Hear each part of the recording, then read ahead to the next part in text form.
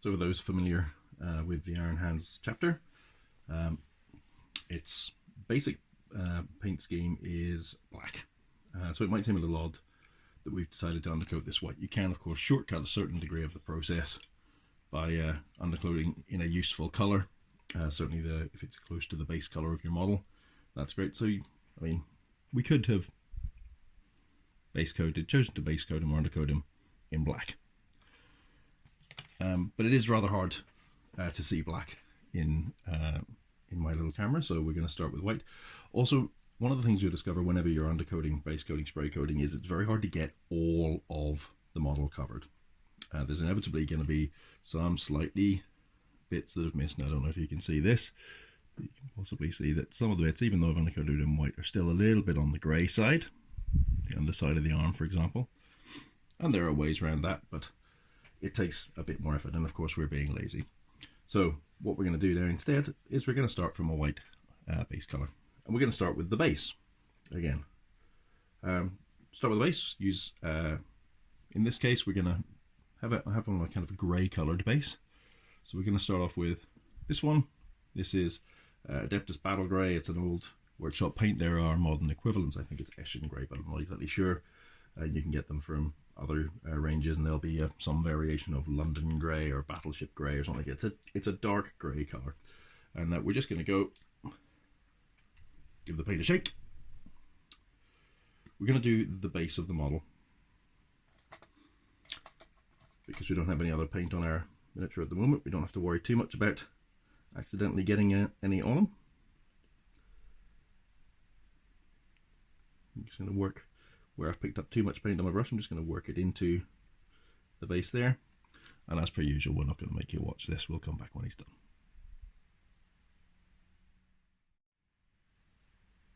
So we've completely covered our base in the Adeptus Battle Grey, the dark grey colour, and now we're going to pick out the texture of it using the highlighting technique that we discussed last time, which is dry brushing. If anybody didn't see the video and doesn't know what dry brushing is, just go over it briefly again. The idea is that we're going to put a little bit of paint onto our brush, take most of it back off, so we've just got a very, very tiny bit, and then when we run it over the surface, the raised edges, the kind of more prominent points, they'll pick up a little bit of paint from the brush, but the lower bits, the more recessed areas won't. We're going to be using a kind of light, kind of creamy pale flesh kind of colour. This one is Flayed One Flesh. We could use white, we could use a lighter grey.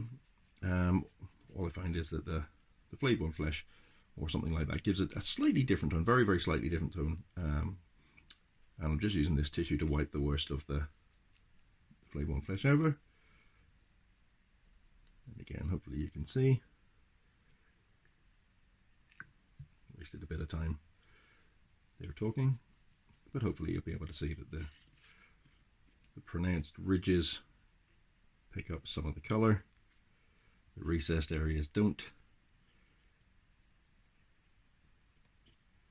and it gives us a bit more definition to the texture on the base. Bring this close for you and have a wee look. Next up, we're going to go to our next colour.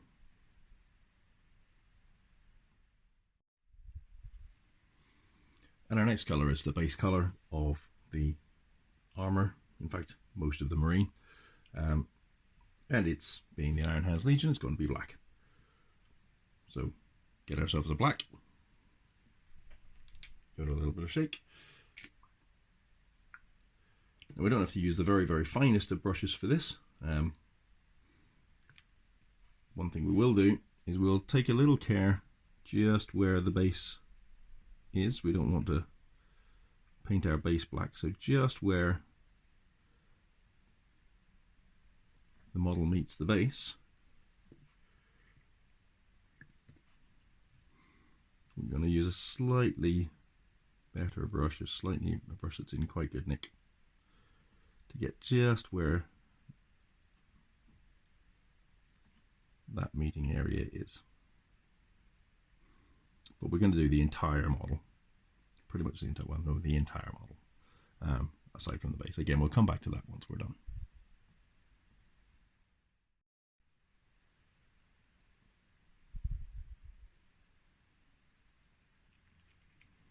Okay, so we've completed our base coat. One of the things that happens whenever you base coat over white is that it tells you exactly where you've missed. Black, particularly whenever you're painting it, is very glossy, and so you'll get little kind of shiny bits. And so you can, whenever it's wet, miss the occasional bit. Now I'm sure you can probably see I've missed a little bit just of the top of the helm there. There's a few recessed areas that I've missed, but I'll go over those now. Once I've done that, I'm going to give the entire model a light dry brush with the dark grey. That's going to pick out the raised areas of the armour and things, which is going to be our first highlight. We're going to do a little something after that, but we'll come back to it once I've done that. I'm not going to show you how to dry brush again. You know what you're doing. So we've just gone and dotted in those little places we missed, and we've given him a dry brush coat of the grey. And if I bring it close, you can hopefully see the dry brush picks up the edges, shows up very, very strongly on black. Any kind of dry brushing of grey or white on black is very, very good for showing what the dry brushing does. And what we wanted to do is we wanted to get the very edges a lighter colour. Now there's another method of doing this. You could just take a small amount of paint on your brush and put a line along the very edge of the armour plates. We call this kind of edge highlighting. It can be very effective, looks very neat and very sharp, but we're being a bit lazy. So we're going to go for this, because we're also now planning on doing something more to it. And what we're going to do to it now is we're going to take that highlight down. Now we've got more like a charcoal grey. We don't want it to be charcoal grey, we want it to be black, but we want those edges just very slightly defined. To do that, we're going to put a coat of black ink on them, black shade. That's going to dull down some of those edges. Might even put 2 coats on if it's not enough. And it's also going to leave, because it's a shade, it's going to leave a very, very, very slight gloss finish. So it kind of gives those armour plates the almost, you know, kind of like car body work look that you expect of from something that's kind of ceramite and armour plate and things like that. The very, very slightly shininess. So we're going to put a couple of coats of black ink on him and see how he comes out.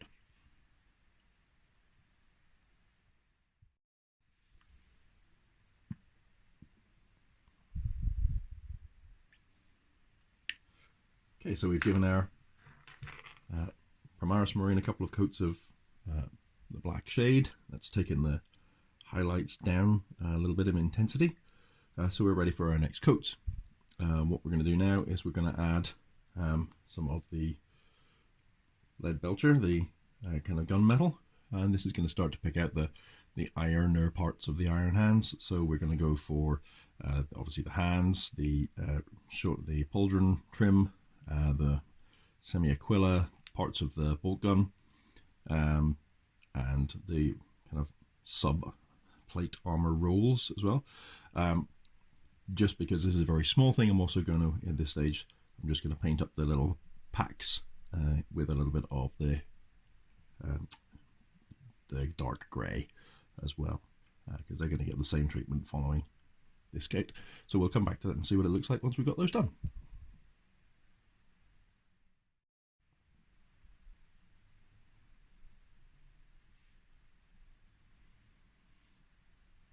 So we've got the edge trims and the various details painted in with our lead belcher. I've deliberately left the kind of cowling of the bolt gun black, and actually the matte black. I tried not to highlight that earlier on. You might be able to see as I turn it around here the grey coloured pouches on his belt there. So now what we're going to do is to just give that metal, well, those metal sections, a slightly oily look. We're going to use another wash. In this case, try and get in focus. Our Agrax Earthshade goes by many other names, dark tone, or it's a similar colour to what is called dip in some cases.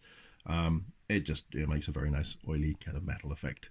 So we're going to give each of those areas, and including the baggage a little bit of a coat of that, just to give a bit more definition, a bit more depth.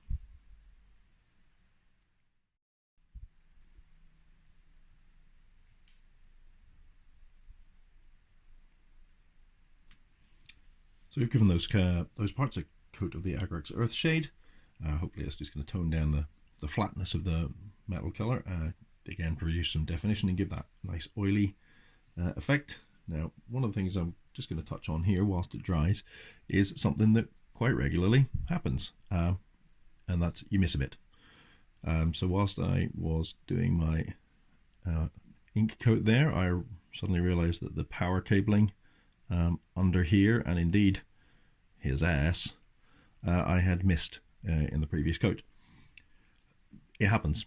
Don't worry about it. It does often happen, especially as you'll probably notice with things which are on the underside. You don't tend to look there very much, but it happens. All you do, just go in, go over it, do it, take your time, allow yourself the time, and then you can ink it whenever it's dried. Sometimes if you've got quite a lot of inking to do, if you spot it early, you can paint it in, and then by the time you've done the rest of your inking, that's dry enough to take your ink shade as well. We're going to leave him to dry properly. When we come back, we're going to use silver colour to just highlight the hands, the iron hands, and very, very, very choice pieces of the metalwork. So probably going to give the skull a little bit of a silver. Anything that we really, really, really want to show up as kind of highlighted, but particularly the hands, that makes them stand out a little bit from the rest of the metalwork, and it gives the iron hands in particular their name. So we'll come back to that in a minute.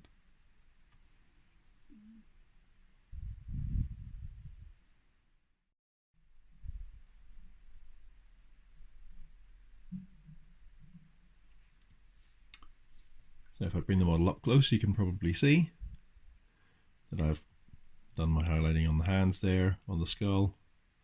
I've also done a tiny little bit of edge highlighting. Now, edge highlighting is a technique where it's quite different to the dry brushing which we've used before. We've deliberately painted particular edges. Now, a lot of models have some kind of sharp and well-defined edges, so you can see there's the edge of the gorget here, even just the front of the little top knot on his helmet, and the edges of the pauldrons. They're quite sharp angles, and one method of highlighting is you take a tiny piece of paint and you try to just draw out the line of that ridge. Now, I'm not very good and I don't have a very steady hand, which is why I don't do it very often. It also takes quite a lot of time and I'm being lazy. But all I've done is a little bit of silver just here, just to try and bring out the edge of the pauldron. I did a little on the other one as well. So yeah, this is another way you could do it. You could in fact have done this with the grey, to do the original highlight on the rest of the armor. Again, it's done well. It's very, very, very, very effective and very, very beautiful. It's less crude than my dry brushing technique, but it does take more time, which is why I don't really do it. Next up, I'm getting a bit worried about this now. Next up, we are going to do some of the fine detail. So we're going to have to put in the eyes. We're going to have to put in the ends of his scope. Never really understood why a bolt gun, which is effectively a very kind of glorified rocket-propelled grenade launcher, needs a scope, but I guess that's the root of cool. We're also going to have to draw in, put in his squad markings and chapter insignia. Now, unfortunately for me, that means I'm going to have to freehand paint it. Not fun. Freehand painting requires quite a lot of patience, quite a lot of precision, and well, if you're me, you have to cross your fingers, not with the paintbrush in hand, that you're not going to mess up, because I have to paint the symbol. Now, if you are actually making one of these, or doing one of these, and your chapter is the Iron Hands, there is, I believe, an Iron Hands upgrade kit for your Primaris Marines, which means that you can, I think they have moulded chapter insignia, and painting moulded chapter insignia is much easier than freehand doing it, because basically it's very well defined. It stands out. It's in a kind of bas relief and that means then that all you've got to do is paint the raised areas, and that will give you a very, very good effect.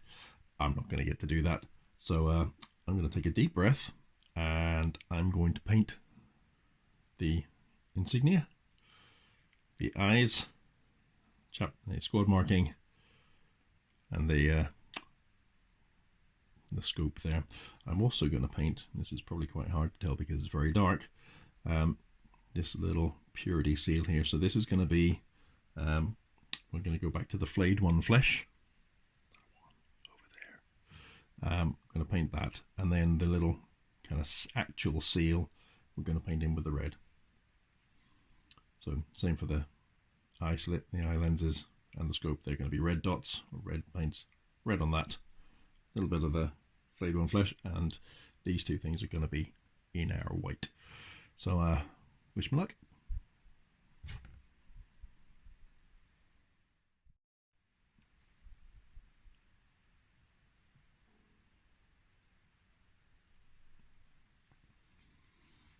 So we've given it a go, managed to survive.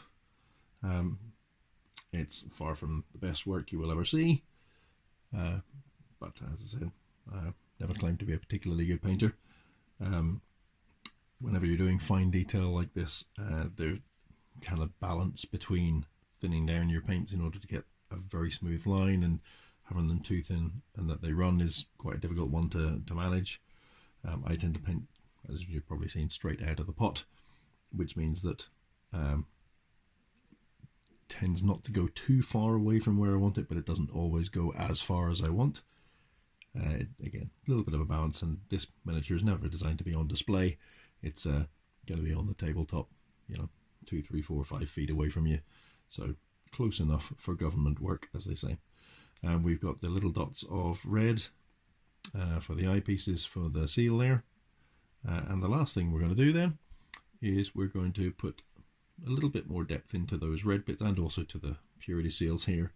We're going to add a little bit of ink, and now I'm going to choose to do the use the Reichland flesh shade, the kind of orangey browny one, which is usually used for flesh color. The reason for that is it's going to make my reds, it's going to take the brightness down a little bit and define them.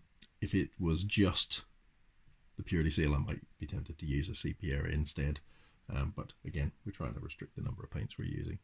So almost done. We're also, of course, going to give a little extra coat around the edge of the base of the grey just to clean that up, and then that will be us. So come back in a minute for final thoughts.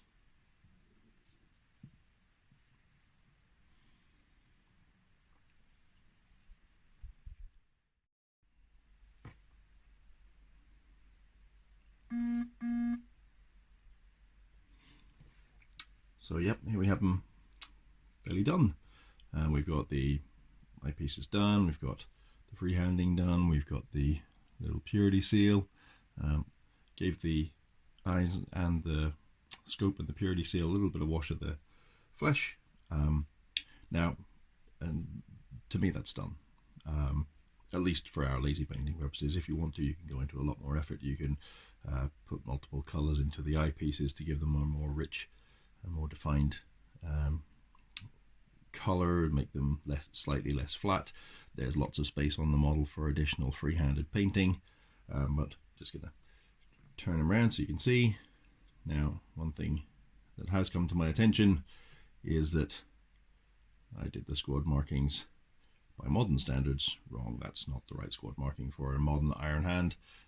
They have strange kind of cog devices representing their clans, but I come from the very, very, very old school of the one of starts, and even adding kind of somewhat codex markings for me is about as far as I get. So apologies for anybody who's an iron hand purist. I've obviously done that wrong by modern standards, but the point is obviously that you could paint in whatever design you needed to. Nonetheless, we have our Primaris iron hand in 10 paints or less. Thanks for watching, I hope you enjoyed.